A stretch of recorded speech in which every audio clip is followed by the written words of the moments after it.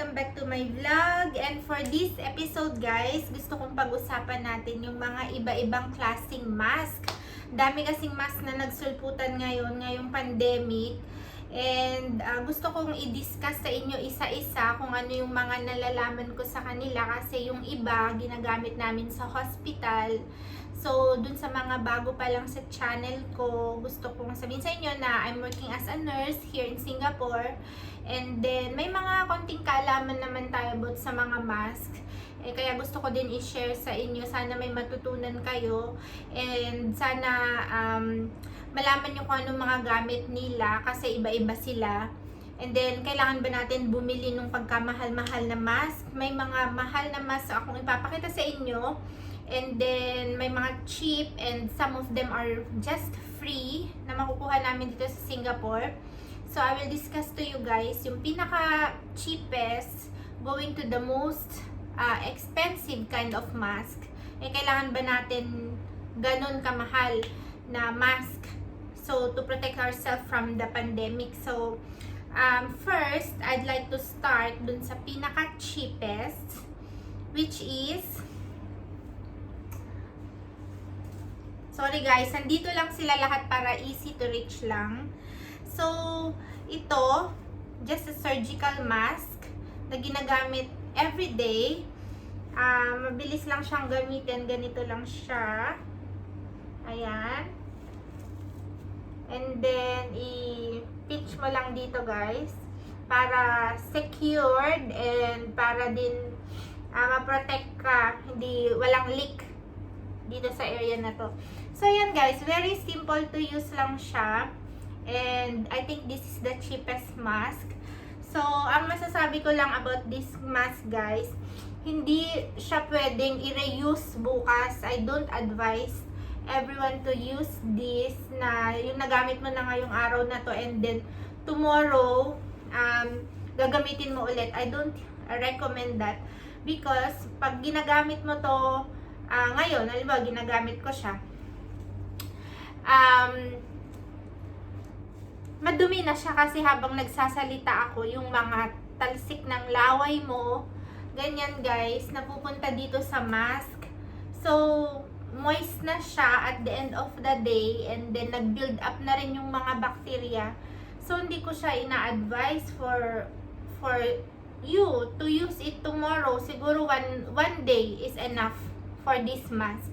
And then, ang masasabi ko lang, nung nag-pandemic guys, nung nag-start ang pandemic, mga around January or February, nung nagkaubusan ng mask, ang mahal-mahal nito sa mga stores. Siguro, na-try kong bumili ng 1 box is $55, Singaporean dollars, which is equivalent to 1,870 pesos. So, napakamahal. Parang nag-triple yata yung presyo ng mask na to at that time kasi nagkaubusan nga ng stock. Pero marami naman kami ganito sa hospital. Kaya, ayun, hindi kami, though nagkakagipitan din, pero enough supply para sa amin at para sa mga pasyente at that time. Pero ngayon, ang presyo nito, I think is mga half na siya, bumaba na yung presyo niya, mga $25 per box. Meron ka nang makukuhang ganong presyo and that is 850 pesos. So, ito guys, yung ganitong surgical mask is enough to protect yourself from the virus or bacteria kasi kung imagine, all the people are wearing this. So, less chances na yung droplet, yung saliva or the droplet is natra-transmit. Diba? Kasi lahat ng tao nakamask. So, nako-contain. So, ganun guys. Dito sa Singapore, hindi ka pwedeng lumabas ng walang mask dahil uhuliin ka ng police. Strict order yan ng government to wear a mask. It is a compulsory for everybody. So, lahat kami dito guys, nakamask kami. And, effective siya kasi na-lessen talaga yung number of COVID cases namin. And there was a day na talagang nag-zero case kami sa COVID. So, yun lang guys. So, ito is enough for your protection against the virus. So, just imagine everyone na wearing this okay na talaga. At least nako-contain yung mga virus sa mga tao. Kasi hindi mo rin alam kung sinong may COVID, sinong wala. So, mag-mask na lang kayo lahat para hindi ma-spread yung virus. So, ganun siya, guys. And the second one na gusto kong i-share is yung free. Binigay lang sa akin to. Sa hospital kasi maraming binibigay sa mga nurses na mask. This is reusable kasi pwede mo siyang i-wash. And then, ayun. So, effective ba to? Itong cloth type of mask, is it effective? Of course, it is. Still, kung lahat kayo naka-mask, ang na-prevent nyo lang naman is yung pag-spread nung droplet from the mouth or from the nose ng mga tao, whether it's a bacterial or virus, talaga namang nako-contain din yung bacteria. So, this mask is also good to prevent the spread of droplets or yun nga, droplets from the virus, from the bacteria, diba? And ito din guys, free din to. Nakukuha lang siya sa vending machine. Dito sa Singapore, meron silang vending machine for mask na free na binibigay nila sa mga tao. Gagamitin mo lang yung card mo kasi yung parang S-Pass or E-Pass or yung NRIC nila. I-scan lang dun sa vending machine. Tapos, ayun, magbibigay na siya ng 3 pieces, I think 3 or 2 pieces ng mask na ganito, cloth mask na reusable. Pwede mo rin siyang i-wash. I think pwede mo siyang ulit-ulitin na labhan. I think 2 to 3 times mo siyang pwedeng labhan, ganun. So, meron kang dalawang ganito, okay na, 'di ba? Okay na siyang gamitin. Kung ayan, protected ka din. At least hindi nagda-direct sa'yo yung saliva or mga droplets. And then, ikaw din, kung ikaw ang may virus naman or bacteria, hindi mo rin na i-spread yung laway mo, 'di ba? Or yung mga mucus or mga secretions na galing sa'yo kasi nakamask ka na, nako-contain. Yun lang naman guys ang kailangan natin. I-contain lang yung virus or bacteria until gumaling yung tao or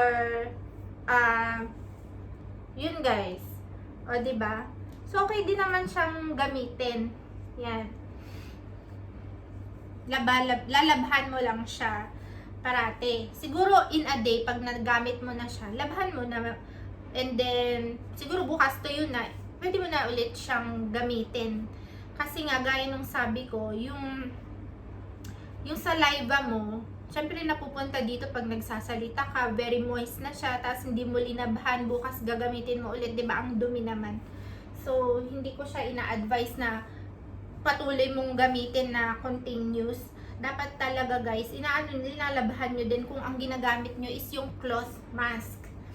So, medyo mag-upgrade na tayo from surgical to cloth mask to, okay, sige.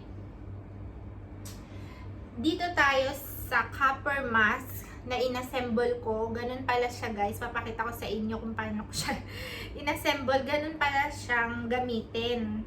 Ina-assemble pala siya. Akala ko talaga dito, yung ganito na siya. Pagka tanggal mo sa box.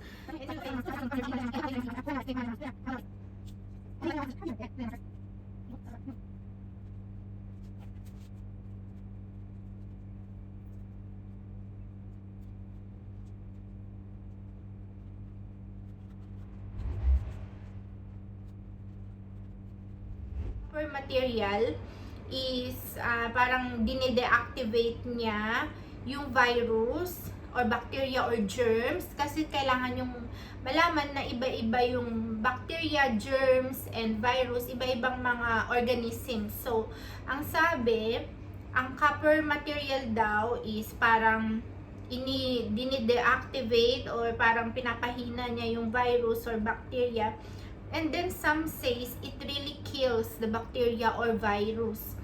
I really don't know kung totoo yan kasi wala pa naman din kaming official notice about copper mask use, and then hindi naman siya din ginagamit sa hospital.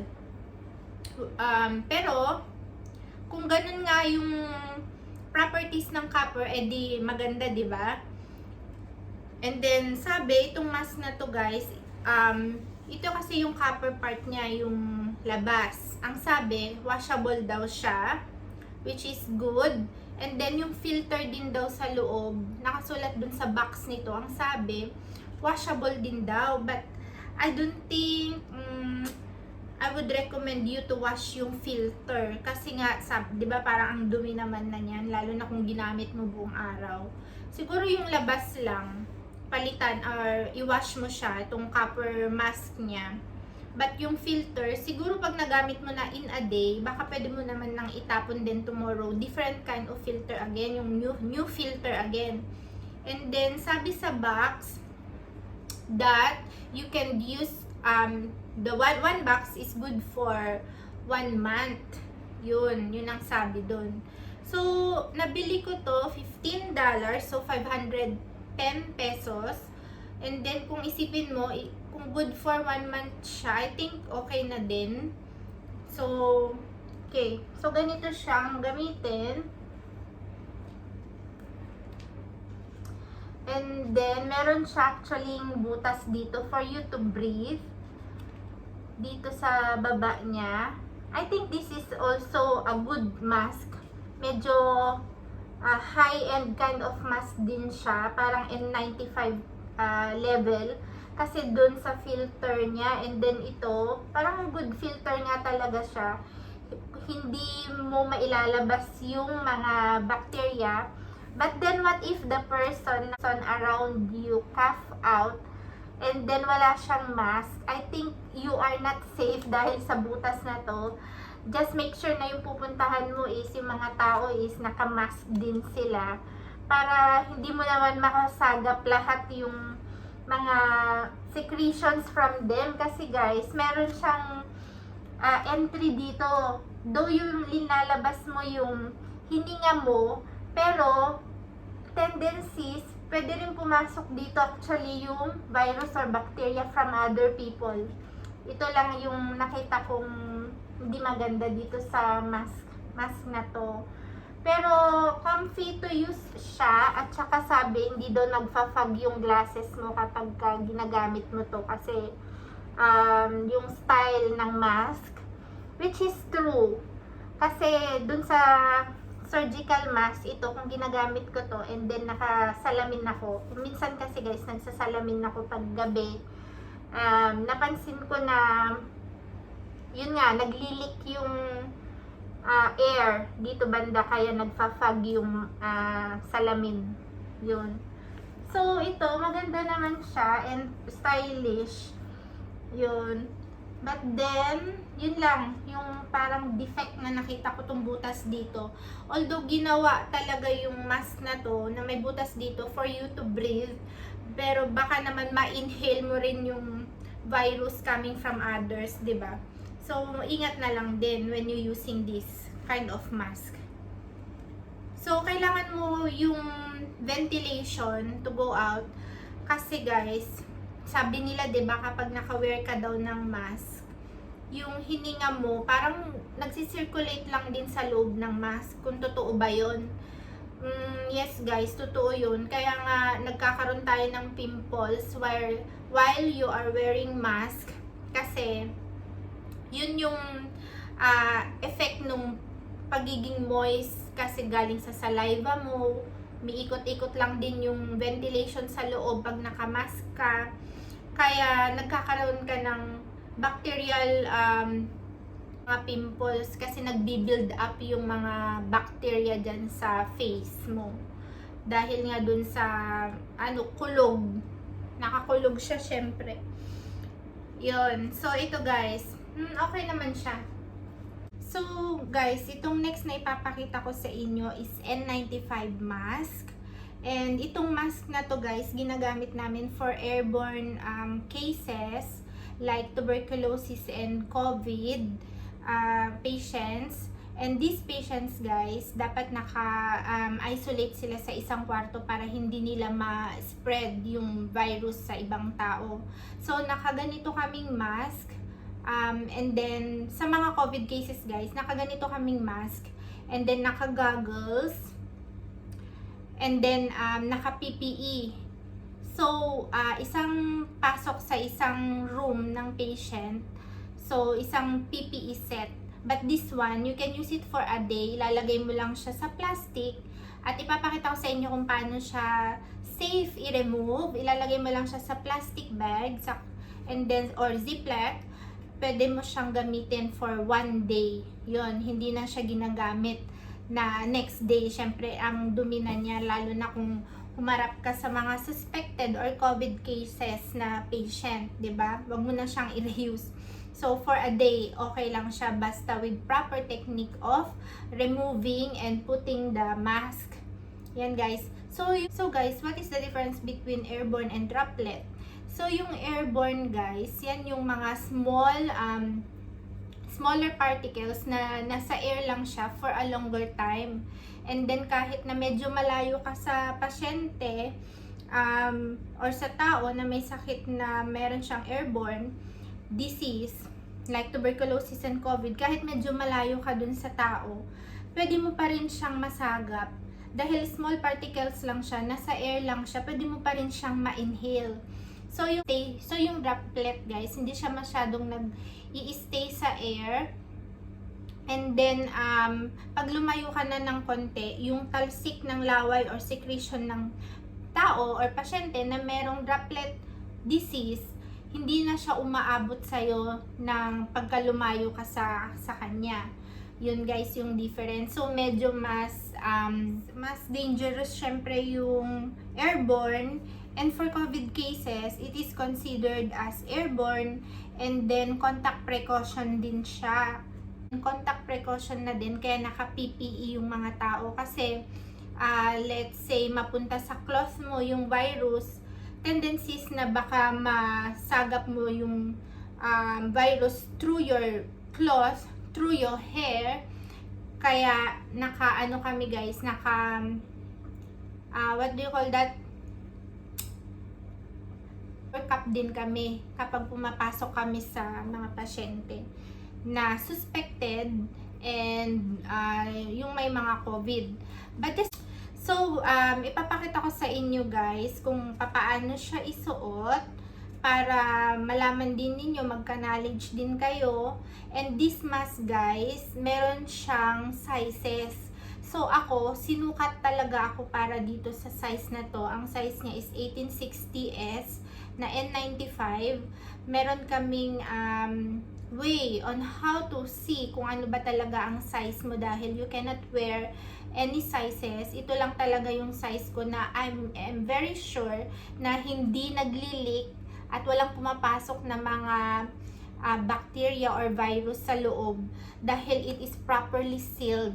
So ito talaga ang the best, but it's not really recommended na everyday use ito. Only when you have close sa aking case, only I use this when I in close contact with a suspected patient with COVID or yung mga may airborne disease like tuberculosis. So, this is how to don on the mask. Ganyan. Then, tong nasa baba na string, pull it down to your ear. Ganyan. And then, itong taas, dito siya above your ear. Ganyan ang ayos.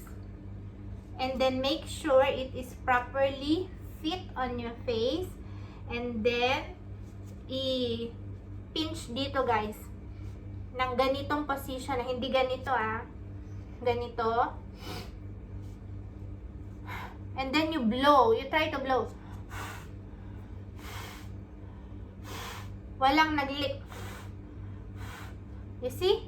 Walang naglilik kasi ito yung mask talaga na na fit sa akin, sa mukha ko. Meron kaming ways. Ipapakita ko sa inyo kung paano yung sinasabi kong ways on how we see the sizes for every person, kung anong N95 yung kanilang pwedeng gamitin, kasi maraming sizes ito at maraming klase ng N95, but for me, ito yung pinaka the best na secured talaga ako na walang papasok na mga airborne diseases dyan, kasi talagang naka-fit siya sa face ko.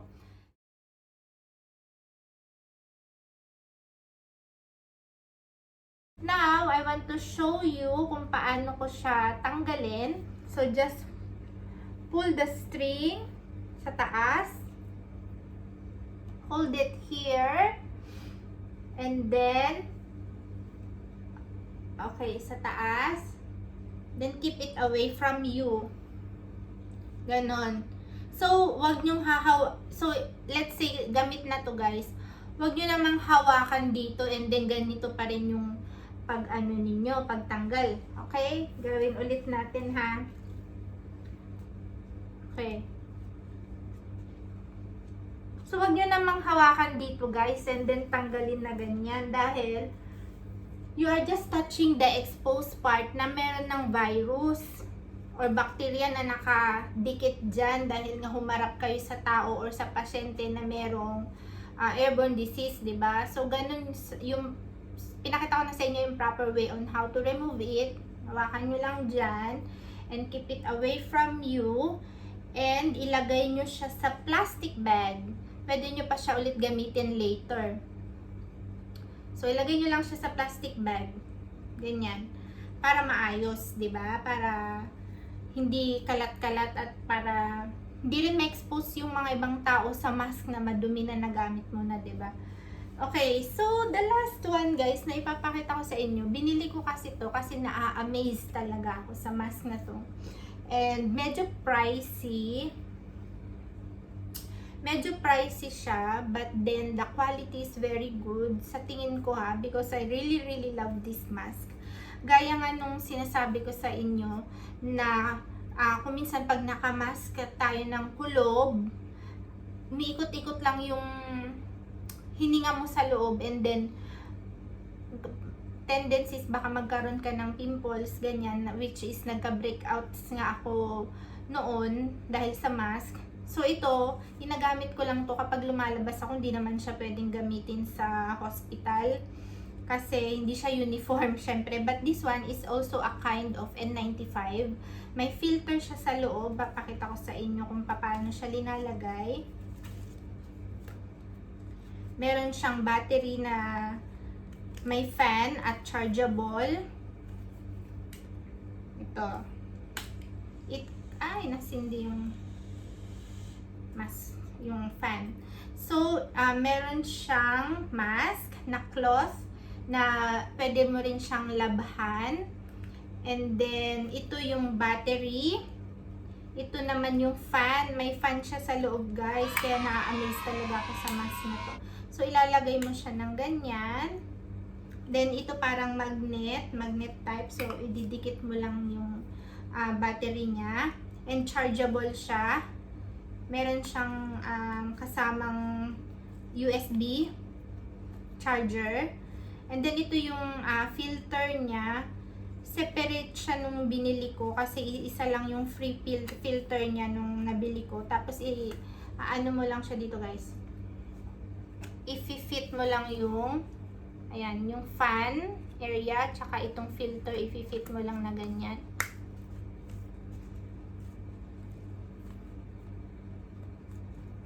Ayan. Yan. Tapos, pwede mo na siyang isuot. And then, ito. Yan, may fan siya sa loob, guys. So, hindi ka naiinitan sa loob masyado. And then, meron siyang, dito, butas din. Na dyan din lumalabas yung hininga mo. So, syempre, kung alam mo naman, guys, na meron kang airborne disease, huwag mo naman tong gamitin kasi ibinubuga mo naman yung virus dito sa butas dito. Ito kasi yung parang exhaust niya dito banda. para laging fresh yung masagap mong air sa loob. Kasi meron din siyang fan, and at the same time na ibubuga mo na diyan ka nag-exhale, na one way lang siya, kaya maganda. You are protected, but then kung ikaw yung may sakit, wag ito yung gamitin mo kasi nai-spread mo sa ibang tao yung virus. Though walang pumapasok, ikaw lang yung naglalabas ng yung ina-exhale mo yung air na galing sa'yo. Yun. So, ang gusto ko dito sa mask na to guys, is my fan. Pwede mo siyang i-increase yung level ng fan niya. Ito, level 1 lang. Ayan, medyo level 2. And pwede mo pa siyang i-increase until level 3. Yung pang 4 is yung turn off button na siya. Ayan. So, sa loob, may fan siya. Refreshing, malamig sa loob. Fresh air yung nasasagap mo. Yun, pero ang disadvantage nito is very pricey. Mabigat siya ng konti and medyo bulky. Talagang tawag attention to guys kapag nasa labas ako. Sinasabi nila, wow, you have a unique mask. Sabi ko, yeah, it has a fan. O, diba, bongga. So, yun guys, ito yung mga iba-ibang mask na gusto kong ipakita sa inyo. But I'm not telling you to buy expensive one kasi gaya nga ng sabi ko, ito is enough for you to contain. And kung lahat naman kayo naka-surgical mask, it's good din kasi nako-contain yung mga virus.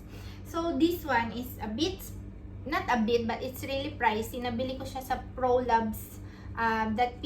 Ilalagay ko sa description guys yung mga name ng mask and kung saan ko sila nabili. Like this one, nabili ko siya sa ProLabs.ph, and the cost of the the cost of the mask is 11,900. Tapos yung filter, separate ko siyang binili na 5 pieces is 1,595 plus the shipping fee na 1,339, parang pumapatak na 15,000 pesos yung shipping at yung pagbili ko ng filter and then yung mask. Yan. So, ito guys, yung nasa labas ng mask, itong pink is washable siya. But the filter, sabi nila, you can use it for like 3 days. So, yun guys. So guys, dito na nagtatapos ang aking vlog and sana may mga natutunan kayo sa mga shinare ko about different mask. And hindi lang sa pagwe-wear ng mask tayo maproprotect through the virus guys, but to keep our environment clean. Syempre, disinfect everything and wash your hands.